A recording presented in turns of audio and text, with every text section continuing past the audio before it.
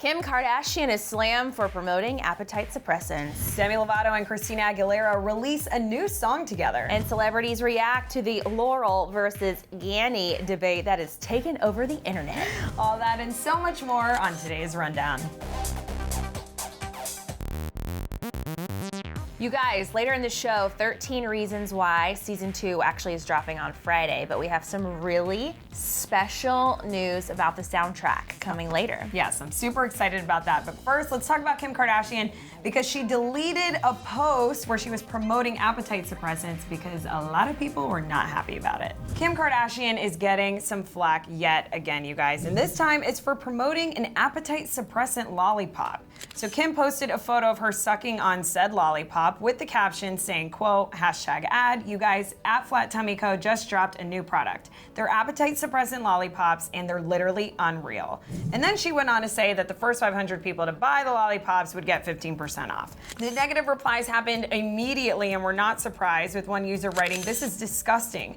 Your fans are gonna be seeing this and thinking that this is how to get your body. Eating is good for you. Stop convincing people to literally starve themselves of food to get a flat tummy." And soon the outrage took to Twitter, with Dr. Liam Hackett saying eating disorders are a very real issue for a lot of young people, and to see Kim Kardashian actively encouraging her fans to develop an unhealthy relationship with food is terrifying and gravely concerning. And then Jamila Jamil from The Good Place chimed in, tweeting, "No. F off, no, you terrible and toxic influence on young girls. I admire their mother's branding capabilities. She is an exploitative but innovative genius. However, this family makes me feel actual despair over what women are reduced to." With this storm of negativity, Kim deleted the photo from her page after only a few hours. However, the last time we checked, the promotion still appears on her Instagram story. So, like I just said, Aaron, last time we checked, it is still on Kim Kardashian's Instagram story. So obviously, it is obvious that Kim has a brand deal with Flat Tummy Co. But also, like, know your audience, Kim. Like, no one should ever be promoting appetite suppressant anything. That's so crazy to me that she wouldn't realize this. She obviously had to call them and say, "Hey, I have to take this post down because I'm getting so much backlash." But the fact that she still has the story up, like, I feel like she shouldn't take money from this brand deal whatsoever. She's Kim Kardashian. She has so much money to begin with. Do you really need to be promoting this lollipop? Like, come on, Kim. And you guys know I love Kim, but it's like, this is just so bad. It does seem a little controversial. Like, I don't know, like those flat tummy tea companies, I have been asked to promote it. I'm like, I'm not gonna promote that because it's, who knows what those things do to people? It's a freaking, makes you poop everywhere. Like, I'm not gonna make people do that. Right. But I am curious. I'm just gonna play like devil's advocate on this for a second. Maybe, like, what is it made of? Like, maybe the appetite suppressant is like a natural thing that keeps you from like overeating. I have no idea what I'm talking about, by the way, but I actually Googled this with my friend yesterday when we saw it because I was like, OMG, and she's like so into nutrition and stuff. And so she Googled it, so I was like, is there any chemical in there? And she's like, no. There's basically nothing in there that can really suppress your appetite. I think there was like one spice in there, which I don't know. I can't speak to say if that will scientifically suppress your appetite. But either way, it made me think, the way my friend was describing it, that it actually probably doesn't even work. Do you know what I'm saying? Like, it's just like lollipop ingredient. Okay, if you are watching this and you are a breathing human being, I guarantee that you've heard about this Yanny versus Laurel debate. You guys remember the gold dress or the blue dress from like 2 or 3 years ago? Well, now it's Yanny versus Laurel. On May 14th, YouTuber Chloe Feldman started the Yanny versus Laurel debate on her Insta story and Twitter, writing, "What do you hear, Yanny or Laurel?" Laurel. Laurel. These two very different words have now taken on a brand new meaning. Some swear the clip says Laurel, and some swear it says Yanny. And some even say they can hear both. Our girl Chrissy Teigen picked sides, tweeting, "It's so clearly Laurel, I can't even figure out how one would hear Yanny. It's Laurel." Ellen DeGeneres retweeted a tweet and said, "Literally everything at my show just stopped to see if people hear Laurel or Yanny. I hear Laurel." But Emmy Rossum was one of the lucky ones that could hear both. "I hear Yanny so clearly, but if I listen closely, I can hear a deep, quiet ghost saying Laurel." So there. Football star JJ Watt tweeted, "Our truth, Yanny versus Laurel is starting some real fights." Internet theorists have decided this audio discrepancy all comes down to frequencies. What you hear kind of depends on the amount of bass that's being produced by the device you're listening on. Laurel. Laurel. Laurel. Laurel. Laurel. Laurel. So if you play the clip with low volume, there won't be as much bass, and you will likely hear Yanny. If you turn the volume up on some speakers that have actual bass, then you'll probably hear Laurel. I am on the Chrissy Teigen train. Yes. I heard. Did you hear Laurel? I heard Laurel very clearly. Like in my head, I'm like, there's no way you could hear Yanny. Same. I listened to it probably about 100 times, and then in the background, I could hear Yanny. And then I was like, but I still can't hear it clearly. Okay. Our camera operator, Brandon, was in here listening to it earlier, and I was in my office, and then I heard Yanny. And it was like Yanny. It was like very Yes. So I have actually officially heard both, and I must be crazy. I know, same exact thing happened to me. Yesterday I was like, it's Laurel. Anyone that says it's not Laurel is just trying to say it's Yanny to like be cool and be in the opposition. And then I listened to it today and it was like Yanny, and I was like, what? This is so annoying, but I'm sticking with Laurel. I mean, you just said it. It's based on the bass that your device has, and it's some scientific thing with the sound frequency. So basically, it's saying both, but you hear one over the other based on the device you're listening to. But this is just, it has caused some real fights in my house. To drive us crazy. Yeah. Well, you guys, I am so excited to report that Christina Aguilera and Demi Lovato have released their first duet together. Demi Lovato and Christina Aguilera released a duet today, and the song is really good, but the meaning behind the song is even better. The song is called Fall in Line, and it's an empowering song about the #MeToo movement.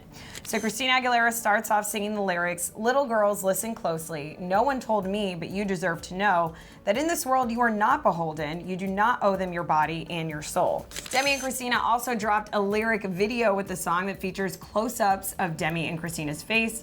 And in the chorus, Christina talks about how things have always been this way, but she has every right to stand up and say something about it. All the youth in the world will not save you from growing older, and all the truth in the world is too precious to be stolen from her. The song ends with Demi and Christina ad-libbing over a man's voice that's marching women around and asking, "Who told you you're allowed to think?" I am so excited that these two teamed up to make a song together because their voices are just like, they're incredible. Christina and Demi have such vocals, and the fact that they came together for such a song that has such a, empowering message behind it, incredible. When you've got two girls with those powerful vocal cords, you have to do a song like this. Right. I wonder if Demi Lovato was kind of freaking out because, Demi Lovato is kind of around my age, maybe a little younger, that grew up probably idolizing, Christina Aguilera, Britney Spears, or even like Celine Dion, like all of these epic women who were in music. And to have one of them reach out to you and be like, hey, by the way, I want to work with you. Yeah. What a freaking moment in your career that is just very few people get. So I'm kind of like secretly excited for little Demi. Yeah. Who's probably freaking out. Did you see the movie Life of the Party? No. Yeah. Okay. I don't want to spoil it, you guys, but Christina Aguilera is making a comeback, and I am so here for it. I love her so much, and I wonder if they're going to perform this at the BBMEs this weekend. Can you imagine? Yes, I can't imagine. I'm not ready though. dope. I'm not gonna be emotionally ready for that. I'm not. We're not ready. No. All right, we brought you the very devastating news that the girls of Fifth Harmony performed their last show ever as a team, as a girl group this past weekend. And now we have new word on some of the girls' solo projects, including modeling. So we're still not over the fact that Fifth Harmony just had their final performance, but the girls seem to have several solo projects lined up, which we're excited about. And especially Normani, she just signed a deal with the famous modeling agency Wilhelmina Models, and we're so excited for this. She's gonna be joining the likes of Shawn Mendes, Niall Horan, and Nicki Minaj, who are all represented by Wilhelmina. So in a new interview with Vogue, Normani opened up about what this incredible opportunity meant to her, saying, "Now more than ever, I feel like music and fashion play off of each other, with music being one of the greatest influences and artists dominating in the fashion space as well. It's something that I wanted to be a part of." So awesome. That's not all she dished on either. She also spoke to the mag about life after 5H, saying, "We accomplished everything that we've ever dreamt of. We've been to the White House, we've been to the VMAs, and all these different things I wouldn't have been able to do without them. It's bittersweet because it's the end of an era." I think she's gorgeous, so this is not surprising to me. I feel like all the girls could probably get modeling contracts, and I agree with her. I do feel like fashion and music have really come together in this unique kind of partnership. I mean, say what you will about Kanye right now, but I do feel like he really started that whole fashion and music marriage in the space together. So I love this. I can't wait to see what she's gonna do fashion-wise and what she's gonna do music-wise. I know, I agreed. And this story got me so excited to see what the other girls are gonna start doing, because now I'm like, where am I gonna see Normani? I'm probably gonna be driving down Sunset and she could be in like a guest campaign or, you know, it's just so exciting that we're gonna get these girls in a whole new way. I love that. All right, you guys, well, Erin and I are so stoked because 13 Reasons Why is just, what, 2 days away now? Yeah. Friday, midnight. Season 2 comes out, but we've obviously already gotten a song from Selena Gomez, from the soundtrack. Well, now we just found out today that all the proceeds from the Season 2 soundtrack will be going to LGBTQ plus charities. It's no secret that 13 Reasons Why has stirred up controversy ever since it premiered on Netflix last year. The show heavily focuses on suicide and sexual assault and has caused some major backlash over the way it handles those serious situations. While some people were against the show from the very beginning, others have found peace in what it's doing and how it's bringing these important topics to light. Thankfully, we now have seen 2 trailers, we have a release date, and we even heard Selena Gomez's song Back to You. And although we are so excited to be able to spend the weekend watching the continuation of this amazing story, we're currently freaking out over the exciting soundtrack news. So the soundtrack will be released on May 18th along with the show, and it has songs featuring Khalid, One Republic, and of course Selena Gomez, but that's not why we're so excited. So it was just announced that the proceeds from the sales of the album are going to 2 very important causes, the Clevver Project and Crisis Text Line. So both of these organizations offer depression and suicide responses for LGBTQ plus teens, including confidential support services that can be reached by telephone and text. We love that the show is being so vocal about the importance of seeking help, and it's being proactive in offering ways to find it. This isn't the only way that the show is attempting to help its viewers. It was also announced that trigger warning videos will play before each episode, and a post-show featuring analysis from mental health professionals will also be added. This is such exciting news, Erin, because we all know when this show came out on Netflix, it was a phenomenon, but it was also extremely controversial. Some people even saying and admitting that the search in Google for how to commit suicide went up after the show came out, which is obviously devastating news for anyone and everyone.